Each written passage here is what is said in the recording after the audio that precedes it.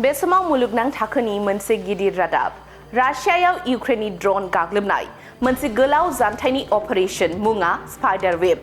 थारैनो इउक्रेननि ड्रन गाग्लोबनायनि उनाव मुलुगा थामथि मुलुग दावहानि फारसे आवगायगोन नामा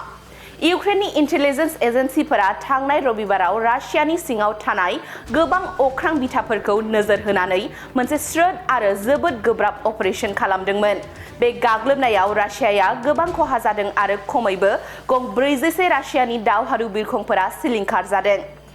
स्पाइडार वेब मुंनि बे अपारेशनखौ इउक्रेननि हादरगिरि भलदिमिर जेलेन्स्की आरो इउक्रेननि नखरारि इन्टेलिजेन्स एजेन्सि एसबीयूनि गाहाय वासिल मालियुगनि नायदिंनायाव खालामनाय जादोंमोन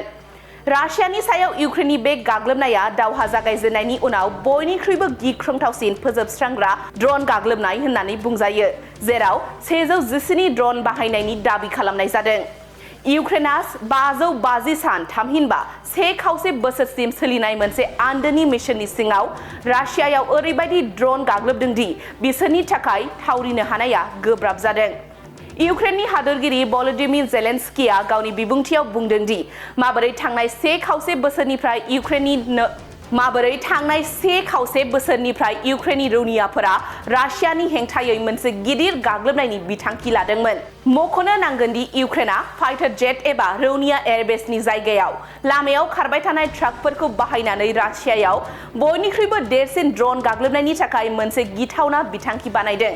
जाहाथे बेखौ रावबो हमनो हाया रिपर्टनि बादिब्ला इउक्रेननि ड्रन गाग्लोबनायाव रासियानि गिख्रंथाव फाइटार जेटफोर जेरै A-50, Tu-22,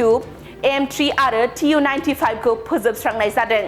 बे बिरखंफोरखौ रासियाया इउक्रेननि नोगोरफोराव मिसाइल गाग्लोबनो थाखाय बाहायबाय थादोंमोन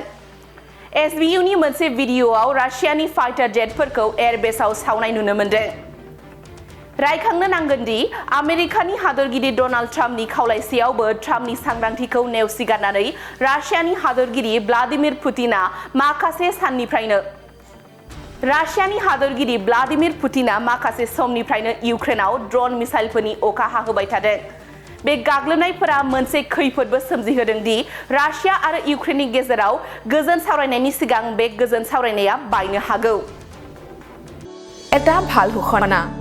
বঙাইগাঁও মেডিটেক এলাইট হেল্থ ইনষ্টিটিউটৰ 2025 আৰু 26 বছৰৰ DMLT laboratory technician X-ray and imaging technician ECG technician pharmacy assistant dental hygienist emergency technician আৰু নাৰ্ছিং কেয়াৰ এছিষ্টেণ্ট কোৰ্চৰ নাম ভৰ্তি কৰাটো এতিয়া চলি আছে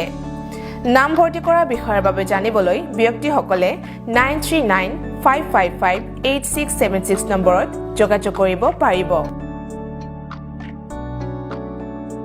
मोनसे गोजोनथाव फोसावथाय बङाइगाव मेडिटेक एलाइट हेल्थ इन्स्टिट्यूटआव इंराजि बोसोर 2025-26 मायथाइनि थाखाय DMLT laboratory technician X-ray and imaging technician ECG technician pharmacy assistant dental hygienist emergency technician आरो नार्सिं केयार एसिस्टेंट कोर्सनि मुं थिसननाया सोलिगासिनो दङ